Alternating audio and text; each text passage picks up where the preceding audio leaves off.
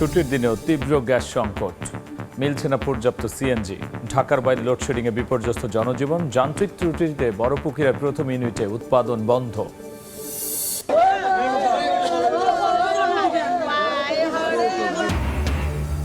শিপইয়ার্ডে tanker কাটার সময় ছড়ায় বিষাক্ত গ্যাস, আক্রান্ত হয়ে 9 শ্রমিকের মৃত্যু।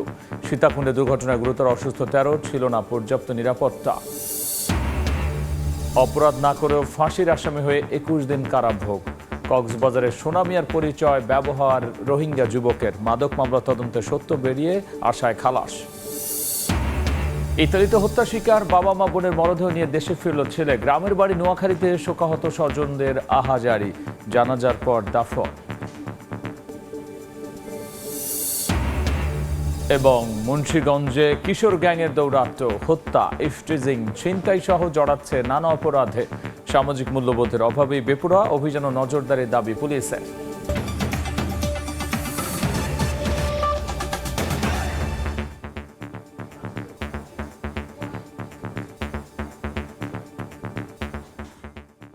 জনপদের সময় সঙ্গে আছি আমি গোলাম রাব্বি।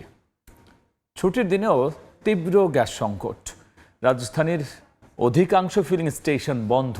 খোলা থাকা পাম্পগুলোতেও দীর্ঘ অপেক্ষায় অসহনীয় ভোগান্তির পরও মিলছে না পর্যাপ্ত সিএনজি। গ্যাস না পেয়ে রোজগারে টান পড়েছে অনেক যানবাহন চালকের। রাজধানীর শ্যামলীর বাসিন্দা মাহবুব আলী গ্যাস সংকট শুরুর পর থেকেই তার ব্যক্তিগত গাড়ি নিয়ে বেশ বিপাকে। বাসার আশেপাশে গ্যাস না পাওয়ায় বিভিন্ন এলাকার ফিলিং স্টেশন ঘুরে গ্যাস সংগ্রহ করছেন তিনি। কোন দিন এটা সমস্যার সমাধান হবে তাও সঠিকভাবে, ওনারা তো 3 দিন আগে বলছিল 72 ঘন্টা, অলরেডি তো আজকে তো 72 ঘন্টা হয়ে যাওয়ার কথা, তারপরে তো বোঝা যাচ্ছে না যে আজকে হবে না কালকে হবে, অনেক কষ্ট। ছুটির দিনেও রাজধানীর বিভিন্ন সিএনজি ফিলিং স্টেশনে ভোগান্তির একই চিত্র। দীর্ঘ লাইনে দাঁড়িয়ে ঘন্টার পর ঘন্টা অসহনীয় অপেক্ষার পরও মিলছে না পর্যাপ্ত গ্যাস। বন্ধ অধিকাংশ ফিলিং স্টেশন, ক্ষুব্ধ সাধারণ মানুষ। ভোর 5টার সময় আইসি সিরিয়ালে, এখনো গ্যাস পাই নাই। আজকে বন্ধর দিন, আমরা যে গ্যাস নিয়ে রাখবো এটাও আমরা পাচ্ছি না। মাঝে গ্যাস বন্ধ করে দিচ্ছে, 3 ঘন্টা পরে আবার এই সিরিয়াল ধরছি। হয়তো সমাধান করে দেন, আর না হয়তো হচ্ছে যে গ্যাস পাম্প বন্ধ করে দেন। গ্যাস দেওয়ার দরকার নাই, সব গাড়ি এলপিজিতে চলে যাক, আর যার সামর্থ্য থাকবে সে তেলে চালাবে। লাইনে দাঁড়িয়ে দীর্ঘ সময়ের অপেক্ষায় মেজাজ হারাচ্ছেন চালকদের অনেকে। তৈরি হচ্ছে বিশৃঙ্খলা। পাম্প সংশ্লিষ্টরা বলছেন, একদিকে ব্যবসায়িক ক্ষতি, অন্যদিকে বিশৃঙ্খলা নিয়ন্ত্রণেও হিমশিম পরিস্থিতি। গত মাসে 10 লাখ বা 13 লাখ টাকা লসে আছে, যেগুলো খরচের বাদ দিয়ে আমাদের স্টাফদের বেতন দিয়া আমরা লসে আছি। আমরা যেরকম গ্যাস পাচ্ছি সেরকমই দিচ্ছি। দীর্ঘ সারি লাইন হয়ে থাকে, পাবলিকরাও আমাদের যাতে উত্তর ব্যবহার করে, তারপরে আমরা যেটা পাচ্ছি সেটাই দিতে পারছি। কখনো রোদ, কখনো বৃষ্টি, আর এর মধ্যেই গ্যাসের জন্য দীর্ঘ প্রতীক্ষা। রাজধানীর প্রতিটি সিএনজি ফিলিং স্টেশনে ভোগান্তির একই চিত্র। এর শেষ কোথায় জানে না কেউ। পাম্প সংশ্লিষ্টরা বলছেন, এভাবে আর কয়েকদিন চললে বন্ধ রাখতে হবে সম্পূর্ণ সরবরাহ। এতে বন্ধ হয়ে যেতে পারে নগরীর পুরো যানবাহন ব্যবস্থা। একই সঙ্গে ভোগান্তিতে রয়েছেন নগরীর সাধারণ চালকরা। সকলের প্রত্যাশা, এ সংকট নিরসনে দ্রুত পদক্ষেপ নেবে সরকার। সামদানি প্রত্যয়, সময় সংবাদ, ঢাকা। এদিকে ঢাকার বাইরে গ্যাস সংকটের সঙ্গে যুক্ত হয়েছে তীব্র লোডশেডিং এর ভোগান্তি। যানবাহন চলাচল, কারখানায় উৎপাদনের পাশাপাশি ব্যাহত হচ্ছে বাসাবাড়িতে রান্নাবান্নার কাজও, যার নেতিবাচক প্রভাব পড়েছে জনজীবনে। এদিকে যান্ত্রিক ত্রুটির কারণে বড়পুকুরিয়া তাপবিদ্যুৎ কেন্দ্রের প্রথম ইউনিটের উৎপাদন বন্ধ হয়ে গেছে। ফিলিং স্টেশনে নেই গ্যাস, জ্বালানি নিতে সড়ক জুড়ে যানবাহনের দীর্ঘ সারি। অপেক্ষা করতে করতে অনেকে ঘুমিয়ে পড়ছেন। কমছেই না গ্যাস ও বিদ্যুৎ সংকট। গ্যাস না থাকায় যানবাহন চলাচল, বাসাবাড়িতে রান্না করা ও শিল্প কারখানায় উৎপাদন ব্যাহত হচ্ছে। এর নেতিবাচক প্রভাব পড়েছে জনজীবনে। ফিলিং স্টেশনে দীর্ঘ সময় অপেক্ষা করে ভোগান্তিতে পড়েছেন যান চালকরা।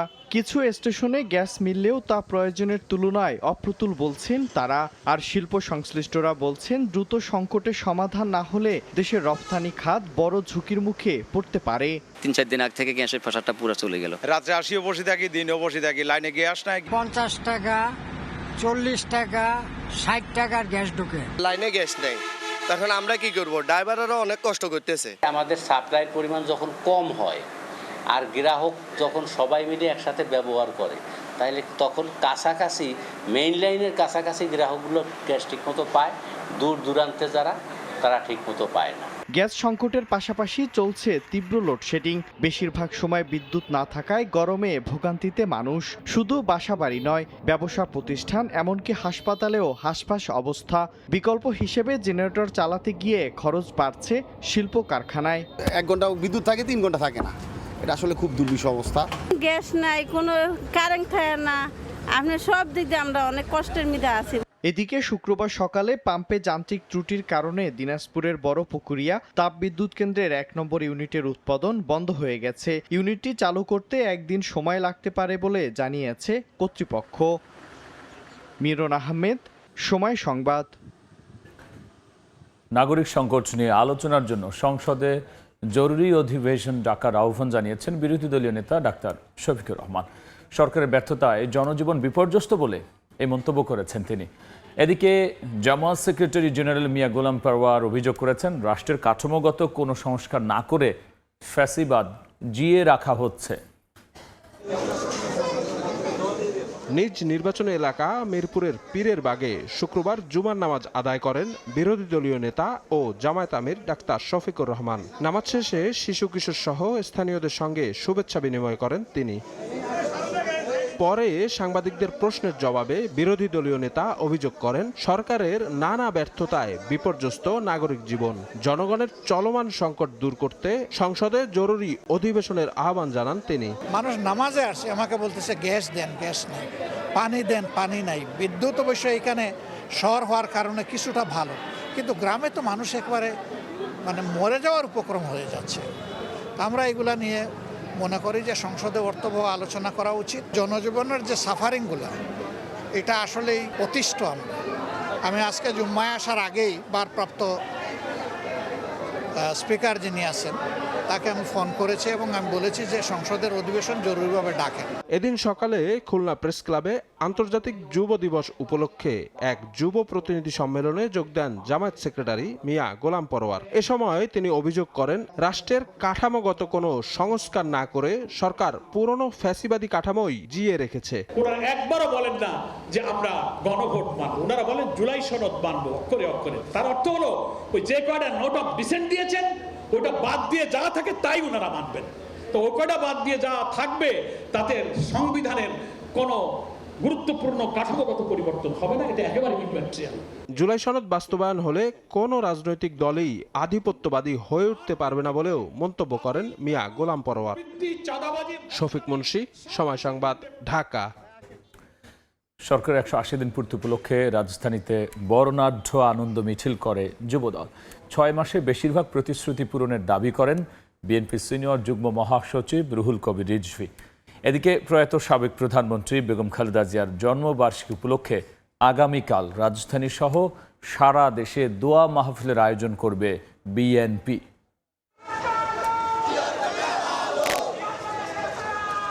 সরকারের 6 মাস পূর্তিতে রাজধানীতে আনন্দ মিছিল বের করে যুবদল।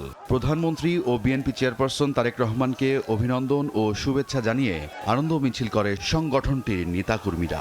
যুবদলের নেতাকর্মীরা সরকারের বিভিন্ন নির্বাচনী প্রতিশ্রুতি এবং প্রথম 6 মাসের কার্যক্রমের সফল বাস্তবায়নের প্রশংসা করেন। নটরডেম কলেজ এলাকা থেকে শুরু হওয়া মিছিলটি ফকিরাপুল হয়ে নয়াপল্টনে বিএনপি কেন্দ্রীয় কার্যালয়ের সামনে গিয়ে শেষ হয়।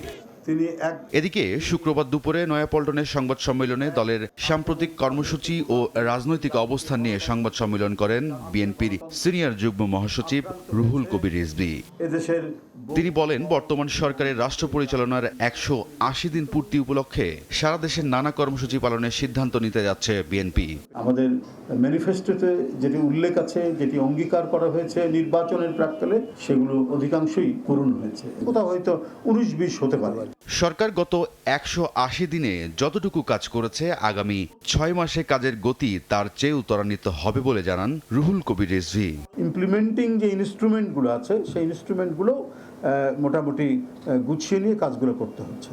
তো সুতরাং আপনি দেখবেন যে এর পরবর্তী 6 মাস আরও জোরালোভাবে এটা অ্যাক্সেলারেট হবে এবং এটা ত্বরান্বিত হবে এবং কর্মসূচিগুলো সফল বাস্তবায়ন হবে। এদিকে প্রয়াত সাবেক প্রধানমন্ত্রী বেগম খালেদা জিয়ার জন্মবার্ষিকী উপলক্ষে শনিবার রাজধানী সহ সারা দেশে দোয়া মাহফিলের আয়োজন করেছে বিএনপি। দলের পক্ষ থেকে জানানো হয়েছে গুলশানে বাদ আসর বিশেষ দোয়ার আয়োজন করা হবে। একই সঙ্গে দেশের বিভিন্ন জেলা, মহানগর ও ইউনিট পর্যায়েও দোয়া মাহফিলের আয়োজন করা হবে। ঢাকা সহ সারা দেশে দলীয় কার্যালয়গুলোতে দোয়া অনুষ্ঠিত হবে। রায়দুল ইসলাম শুভ, সময় সংবাদ, ঢাকা। এলএনজি ট্যাঙ্কার কাটার সময় ছড়ায় বিষাক্ত গ্যাস, আক্রান্ত হয়ে প্রাণ গেল 9 শ্রমিকের। সীতাকুণ্ডের শিপইয়ার্ডে দুর্ঘটনায় গুরুতর অসুস্থ 13 জনকে ভর্তি করা হয়েছে চট্টগ্রাম মেডিকেল কলেজ হাসপাতালে। স্বজনদের অভিযোগ, শিপইয়ার্ডে ছিল না নিরাপত্তা ব্যবস্থা। আর ফায়ার সার্ভিস বলছে মালিক পক্ষের গাফিলতিতেই এমন দুর্ঘটনা। সঠিক নিয়ম মানলে এড়ানো যেত প্রাণহানি।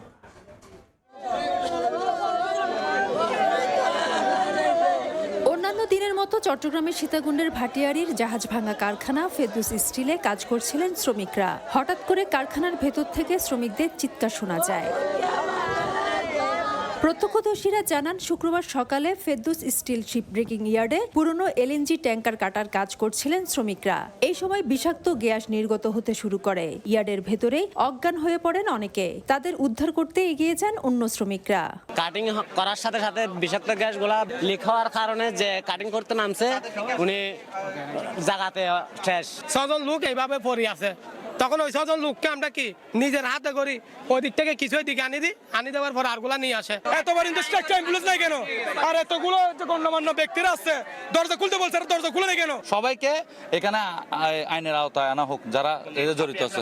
গ্যাসের তীব্রতায় ঘটনাস্থলে 3 জন মারা যান। বাকিদের উদ্ধার করে স্থানীয় হাসপাতাল ও চট্টগ্রাম মেডিকেল কলেজে নিয়ে গেলে সেখানে আরও 6 জনকে মৃত ঘোষণা করেন চিকিৎসক। স্বজনদের অভিযোগ, পর্যাপ্ত নিরাপত্তা ব্যবস্থা না থাকায় বিষাক্ত গ্যাসে আক্রান্ত হয়ে শ্রমিকরা মারা গেছে। বিষাক্ত গ্যাস তো সবার কি আক্রমণ করে হলো। গ্যাস ঢুকে না, মাস্ক আছে কতগুলো, ওরা এগুলো ব্যবহার করা নেই, এরা সেফটি নেই, এটা কোনো সেফটি নেই, এই সেফটি নেই দিয়ে অবস্থা হয়ে গেছে। মালিক পক্ষের দাবি, ছুটির দিন হওয়াতে সব নিরাপত্তা ব্যবস্থা থাকার পরেও সঠিকভাবে উদ্ধার তৎপরতায় দেরি হয়েছে। তবে হতাহতদের ক্ষতিপূরণ দেওয়ার আশ্বাস দিয়েছেন তারা।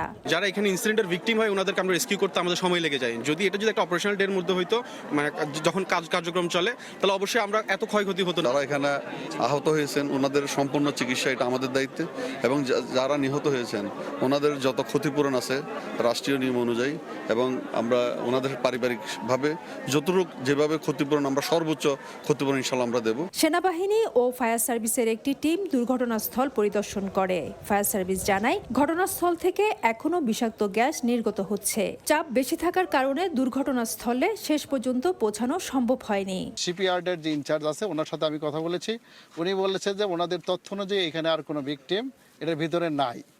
তবে যেহেতু স্থানীয় জনগণ বলতেছে 2 জন থাকতে পারে, এর জন্যই আমরা এখানে অবস্থান করতেছি, যাতে এই গ্যাসটা রিডিউস হইলে পরে আমরা পূর্ণাঙ্গ সার্চ করে আমরা এটা কনফার্ম করতে পারবো যে আরো এটার ভিতরে কোনো ভিকটিম আছে কিনা। পুলিশ ও অর্থমন্ত্রী বলেছেন, দুর্ঘটনায় তদন্ত কমিটি গঠন করা হবে। তাদের রিপোর্টের আলোকে পরবর্তী আইনি ব্যবস্থা নেওয়া হবে। প্রকৃত ঘটনা উদ্ঘাটনের জন্য আমরা একটা তদন্ত কমিটি করব। জেলা প্রশাসন সহ পুলিশ প্রশাসন, ফায়ার সার্ভিস সম্মিলিতভাবে। শিপ ব্রেকিং অ্যাসোসিয়েশন থেকে প্রত্যেক পরিবারকে ওরা 10 লক্ষ টাকা করে, আমরা বলেছি ওদেরকে কম্পেনসেশনের কথা, ওরা 10 লক্ষ টাকা করে প্রত্যেক ফ্যামিলিকে দেওয়া হচ্ছে। তো সরকারের পক্ষ থেকে আমরা কিছু দেব। প্রাণ হারানো সবার বাড়ি ভাটিয়ারী এলাকায়। গত বছর এই জাহাজটি ফেরদৌস শিপইয়ার্ডে আনা হয়। ফেরদৌস লিপি, সময় সংবাদ, চট্টগ্রাম। চট্টগ্রাম বন্দরের বহির্নোঙরে 2টি বাণিজ্যিক মাদার ভেসেলের মধ্যে সংঘর্ষ হয়েছে। জাহাজ দুটির সংঘর্ষের কারণে গ্যাস অয়েলবাহী জাহাজ সি স্পাইকের ইঞ্জিনে পানি ঢুকতে শুরু করেছে। জাহাজটির 21 জন নাবিককে সুস্থ অবস্থায় উদ্ধার করা হয়েছে। বিকেলে আলফা অ্যাঙ্কারেজে মার্শাল আইল্যান্ডের পতাকাবাহী জাহাজ সি স্পাইক নোঙর করার সময় নিয়ন্ত্রণ হারিয়ে বাল্ক ক্যারিয়ার লাইবেরিয়ার জাহাজ সানশাইনের সঙ্গে সংঘর্ষ হয়। খবর পেয়ে নৌবাহিনীর 2টি উদ্ধারকারী জাহাজ নিয়ে ঘটনাস্থলে ছুটে যান সুয়ার্ডস সদস্যরা। একই সময়ে উদ্ধারে এগিয়ে আসে উপকূলরক্ষী কোস্ট গার্ডের উদ্ধারকারী 2টি জাহাজ। সানশাইন জাহাজে 52,000 মেট্রিক টন গম এবং সি স্পাইকে 33,000 টন গ্যাস অয়েল রয়েছে।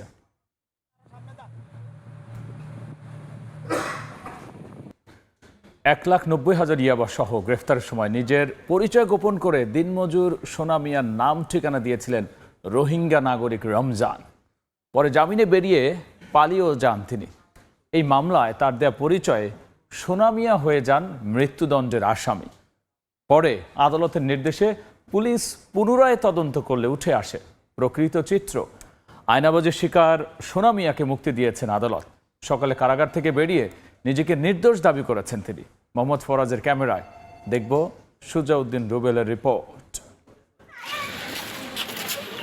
মৃত্যুদণ্ডের আসামি হয়ে কারাগারে যাওয়া সোনা মিয়া ফিরলেন নতুন জীবন নিয়ে।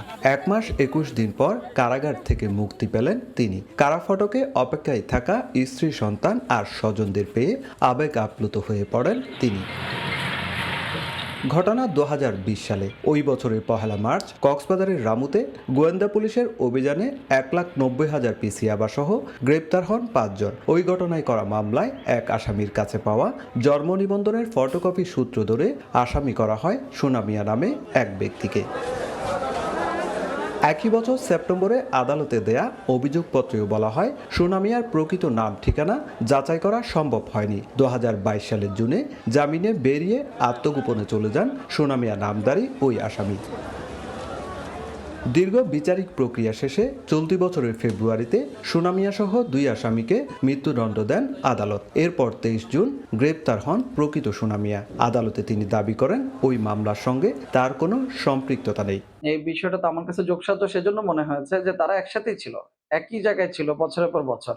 তার এনআইডিটা সে কেন ব্যবহার করবে যদি যোগসাজশ না থাকে? আইনজীবী জানান 4টি সত্ত্বে তাকে মুক্তি দিয়েছেন আদালত। 4টি সত্যের মধ্যে তার এনআইডি, পাসপোর্ট যদি থাকে তাহলে এগুলো জমা রাখতে বলা হয়েছে, ঠিকানা পরিবর্তন না করতে বলা হয়েছে। সোনা মিয়ার দাবি এই আয়নাবাজির নেপথ্যে থাকা প্রকৃত আসামি রমজানকে দ্রুত গ্রেপ্তার করে দৃষ্টান্তমূলক শাস্তি দিতে হবে। কারাগারে যখন আমার জিজ্ঞেস করে তুমি কিসের মামলা জানো, আমি স্যার জানি না, আমার কোনো মামলা নাই, তোমার মৃত্যুদণ্ড।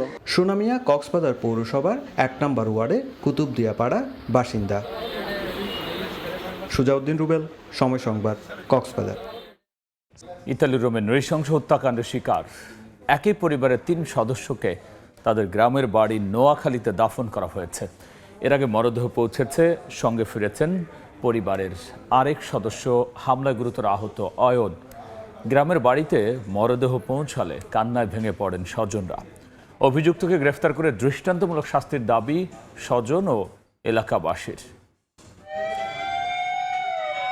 হত্যাকাণ্ডের 1.5 মাস পর নোয়াখালীতে নিজ গ্রামের বাড়িতে ফিরল ইতালি প্রবাসী একই পরিবারের 3 সদস্যের নিথর দেহ। এ সময় কান্নায় ভেঙে পড়েন স্বজনরা। পুরো পরিবার হারানোর ক্ষত আর তাদের মরদেহের ভার নিয়ে দেশে ফিরলেন আমির হোসেন অয়ন। আততায়ীর আক্রমণে বাবা, মা ও ছোট বোন প্রাণ হারালেও বেঁচে যান তিনি। গত 26 জুন ইতালির রোমে হত্যাকাণ্ডের শিকার হন অয়নের বাবা, মা ও বোন। বাসায় ফিরে ঘটনাস্থলে শাহাদত হোসেন নামের এক ব্যক্তিকে দেশীয় অস্ত্র হাতে দেখতে পান অয়ন। জানান তাকে হামলা করে পালিয়ে যায় শাহাদত। অচেতন অবস্থায় অয়নকে উদ্ধার করেন প্রতিবেশীরা। অয়ন ও তার স্বজনদের দাবি নিহত বাবুলের কাছে 16 লাখ টাকা পেতেন শাহাদাত। এরই জেরে বাবুলকে বিভিন্ন সময় হুমকি দিচ্ছিল শাহাদাত। অভিযুক্তকে গ্রেপ্তার করে দৃষ্টান্তমূলক শাস্তির দাবি স্বজন ও এলাকাবাসীর। এত বড় একটা ঘটনা ঘটিয়ে সে পার পাওয়ার কোনো সুযোগ নাই, তাকে অবশ্যই আইনের মুখোমুখি করতে হবে। আমরা খুনির সর্বোচ্চ সাজা কামনা করি। খুনি যদি বাংলাদেশে এসে থাকে যেন এই দেশের আইনে তার বিচার হয়। বাদ মাগরিব জানাজা শেষে 3 জনের মরদেহ পারিবারিক কবরস্থানে দাফন করা হয়। এদিকে এখনো পলাতক আছেন একমাত্র অভিযুক্ত শাহাদাত হোসেন। সময় সংবাদ, নোয়াখালী। নেত্রকোনায় কবরস্থানের নিয়ন্ত্রণ নিয়ে 2 গ্রামবাসীর সংঘর্ষে অর্ধশতাধিক আহত হয়েছেন। আমগড়া সার্বজনীন কবরস্থানের ব্যবস্থাপনা নিয়ন্ত্রণ নিয়ে বেশ কিছুদিন ধরে আমগড়া ও নল্লাপাড়া গ্রামের লোকজনের মধ্যে বিরোধ চলে আসছিল। এরই জেরে সকালে লাঠি সোঁটা সহ দেশীয় অস্ত্রে সজ্জিত হয়ে সংঘর্ষে জড়িয়ে পড়েন তারা।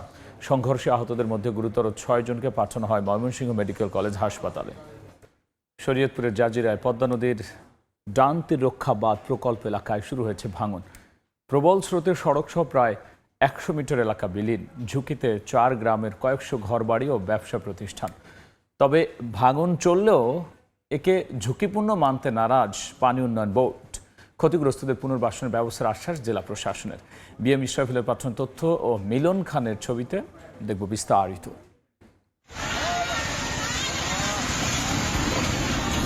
2023 থেকে 2025 সাল পর্যন্ত শরীয়তপুরের জাজিরায় পদ্মার ভাঙনে ডান্তির রক্ষা বাঁধের ঘনবসতি এলাকার প্রায় 2 কিলোমিটার অংশ বিলীন হয়। পরিস্থিতি মোকাবিলায় 10.67 কিলোমিটার এলাকায় বাঁধ নির্মাণ প্রকল্পের কাজ শুরু হয়।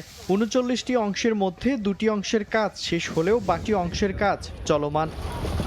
সম্প্রতি জাজিরার কাথুরিয়া এলাকায় তীব্র স্রোতে নতুন করে ভাঙন দেখা দেয়। মোকাবিলায় জিও ব্যাগ ফেলছে পানি উন্নয়ন বোর্ড। তবে স্থানীয়দের অভিযোগ তীব্র স্রোতে ব্যাগগুলো ভেসে যাচ্ছে। কাজের মধ্যে প্রচুর ভাঙতেছে, আমরা এখন আতঙ্কিত। নদী ভাঙ্গার, বাড়ি ভাঙ্গার কি যে যন্ত্রণা একমাত্র আমরাই জানি। বস্তা লাগবে যেন 20টা, হেনে 3টা বস্তা লাই, এই বস্তা গাঙ্গে ফেরবো নি, ওই ভাগ করে ওই ভাগাতেন ভেঙে জায়গা। তবে ভাঙন চললেও একে ঝুঁকিপূর্ণ মানতে নারাজ পানি উন্নয়ন বোর্ড। যেসব জায়গায় ছোটখাটো ভাঙনের সৃষ্টি হয়েছে সেগুলো আমরা সার্ভে করে দেখেছি, আসলে রিভার বেড এরোশনের কোনো লক্ষণ আমরা এখন পর্যন্ত পাই নাই। এদিকে ক্ষতিগ্রস্ত পরিবারগুলোকে নগদ অর্থ ও খাদ্য সহায়তার পাশাপাশি পুনর্বাসনের ব্যবস্থার আশ্বাস জেলা প্রশাসনের। রিমোট জায়গায় থাকে, ওনারা আসলে ওখানে যেতে ইন্টারেস্টেড হন না, এটা একটা মূল ব্যারিয়ার আমি মনে করি। ওনারা যদি যেতে চান আমরা অবশ্যই দিব। প্রায় 1202 কোটি টাকা ব্যয়ে চলমান প্রকল্পের মেয়াদ শেষ হবে 2027 সালের জুনে। সময় সংবাদ, শরীয়তপুর। বুলেট নয়, সাধারণ ট্রেনেই মাত্র 1.5 ঘন্টায় চট্টগ্রাম থেকে পৌঁছানো যাবে পর্যটন নগরী কক্সবাজারে। এরই অংশ হিসেবে শুরু হচ্ছে 16 শহর স্টেশন থেকে দোহাজারী পর্যন্ত ডুয়েল গেজ রেল লাইন স্থাপনের কাজ। স্বাক্ষর টুপু ক্যামেরায় কমলদের রিপোর্ট। কর্ণফুলী, মাতামুহুরী, সাঙ্গু এবং বাকখালী নদী অতিক্রম করে ছুটে চলছে কক্সবাজার মুখী ট্রেন। এরপরে রয়েছে চুনতি রেঞ্জের গহীন বন এবং ছোট বড় নানা পাহাড়ি এলাকা। তবে পুরাতন আমলের আঁকাবাঁকা ও জরাজীর্ণ রেল লাইনে কেড়ে নিচ্ছে ট্রেনের প্রকৃত গতি। চট্টগ্রাম নগরীর 16 শহর স্টেশন থেকে চন্দনেশ্বর কাঞ্চননগর পর্যন্ত রেলের সর্বোচ্চ গতিসীমা নির্ধারিত রয়েছে ঘন্টায় 60 কিলোমিটার। তার বিপরীতে ট্রেন চলছে মাত্র 20 থেকে 30 কিলোমিটার গতিতে। একইভাবে কাঞ্চননগর থেকে দোহাজারী পর্যন্ত গতিসীমা নির্ধারিত 60 কিলোমিটার, কিন্তু রেল চলতে বাধ্য হচ্ছে 40 কিলোমিটার গতিতে। অথচ 151 কিলোমিটার দীর্ঘ চট্টগ্রাম কক্সবাজার রেল লাইনের দোহাজারী থেকে কক্সবাজারের আইকনিক স্টেশনের 100 কিলোমিটার পথ অতিক্রমের ট্রেনের গতি উঠছে অনুমোদিত 80 কিলোমিটারে। এমনকি পাহাড়তলী স্টেশন হয়ে চট্টগ্রাম স্টেশন থেকে ইঞ্জিন ঘুরিয়ে মূল লাইন ঝাউতলায় আনতে বাড়তি সময় লাগছে অন্তত 45 মিনিট। যাত্রাপথে 3.5 ঘন্টা থেকে 2 ঘন্টা কমিয়ে মাত্র 1.5 ঘন্টায় নামিয়ে আনতে চায় রেলওয়ে কর্তৃপক্ষ। পাহাড়তলী থেকে দোহাজারী পর্যন্ত এখানে কোথাও 10 কিলোমিটার, কোথাও 30 কিলোমিটার, কোথাও 50 কিলোমিটার স্পিড আছে। আমরা ডিজাইন করতেছি 120 কিলোমিটার। গতি বাড়িয়ে সময় কমিয়ে আনতে 16 শহর দোহাজারী ডুয়েল গেজ প্রকল্পের আওতায় অন্তত 30 কিলোমিটার রেলপথে স্থাপন করা হবে একেবারে নতুন ট্র্যাক। বাংলাদেশ সরকারের পাশাপাশি এই প্রকল্পে অর্থায়ন করছে এশিয়ান উন্নয়ন ব্যাংক এডিবি। এই সেকশনে যে স্পিড আছে, যদি এই প্রজেক্টটা বাস্তবায়িত হয় তাহলে আমরা এই সেকশনের স্পিড ট্রেনের গতি বাড়াতে সক্ষম হব। ডুয়েল গেজ লাইন স্থাপনের ক্ষেত্রে ভূপ্রকৃতিগত আচরণ এবং প্রাকৃতিক বিপর্যয় বিবেচনা রাখার আহ্বান প্রকৌশলী নেতার। দোহাজারী থেকে কক্সবাজার পর্যন্ত সেখানে লাইনটা আঁকাবাঁকা হয়ে গিয়েছিল এবং এক পর্যায়ে পানি উঠে গিয়েছিল। যথাযথ সাইট সার্ভে এবং আনুষঙ্গিক ইঞ্জিনিয়ারিং কাজকর্মগুলো যাতে সুষ্ঠুভাবে ক্যালকুলেশন ভিত্তিক করা হয়, যাতে এই দুর্ঘটনার মুখে আর পড়তে না হয়। আগামী 2028 সালের জুন মাসে এই প্রকল্পের কাজ শেষ হলে পূর্ণ গতিতে চলবে এই রুটের সবগুলো যাত্রীবাহী ট্রেন। কমল দে, সময় সংবাদ, চট্টগ্রাম।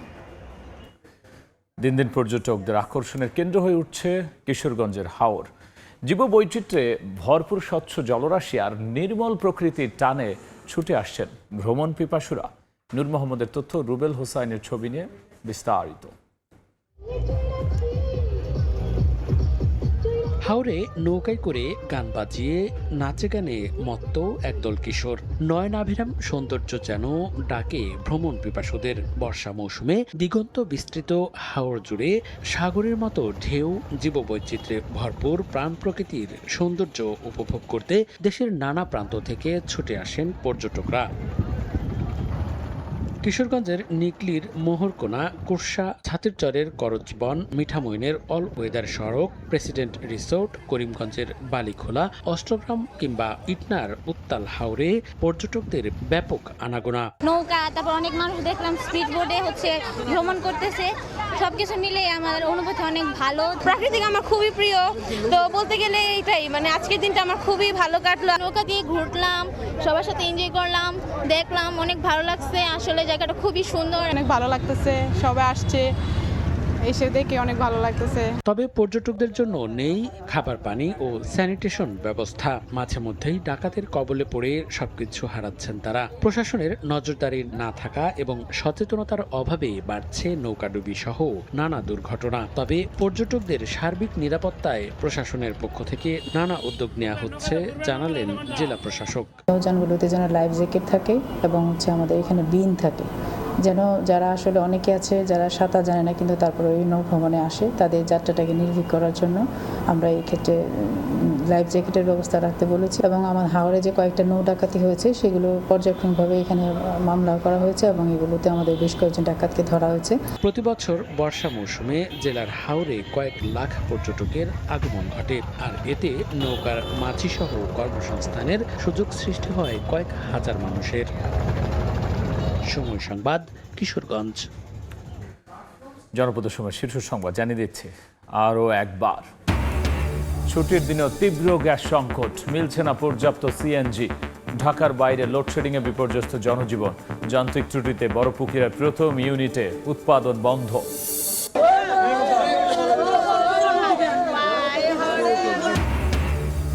শিপইয়ার্ডে ট্যাঙ্কার কাটার সময় ছড়ায় বিষাক্ত গ্যাস।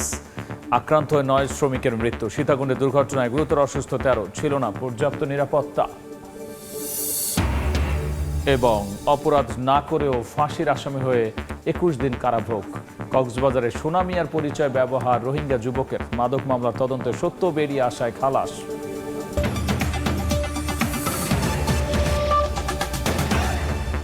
এই ছিল জনপদের সময়। এরপর রাতের সময় নিয়ে আবারও আসছে কিছুক্ষণ পর। সঙ্গেই থাকুন সময়।